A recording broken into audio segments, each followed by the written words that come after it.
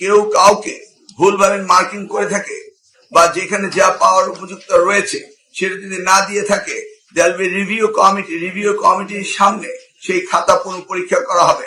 Exactly প্রত্যেকটি ছাত্রছাত্রী যা প্রাপ্য তা তাকে দিতে হবে। 2026 সালে এসএসসি দাখিল, ভোকেশনাল দাখিল, টেকনিক্যাল দাখিল পরীক্ষা শুরু হয়েছিল 21 এপ্রিল 2026 এবং যথাসময় 20 মে 2026 পরীক্ষা সমাপ্ত হয়েছে।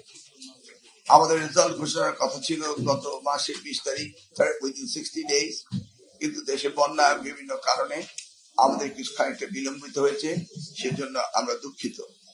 এবং আগামী বছরের এসএসসি পরীক্ষা আমরা 2027 7 জানুয়ারি নেব। এইভাবে ক্রমান্বয়ে পরীক্ষা আমরা এগিয়ে আনছি। ইতিমধ্যে আপনারা জেনেছেন যে অনেক পরীক্ষার্থী পরীক্ষায় ভালো করার কথা থাকলেও অনেক সময় খারাপ করে ফেলে এবং আমাদের বোর্ডের 1980 অ্যাক্ট অনুযায়ী খাতা পরিদর্শনের নিরীক্ষণের কোনো ব্যবস্থা ছিল না।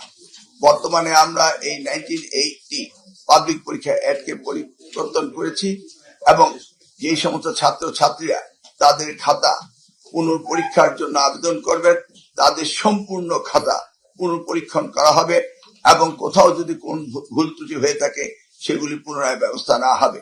18,29,485 জন শিক্ষার্থী আমাদের ছিল, সেজে উত্তীর্ণ হয়েছে 11,38,877 জন।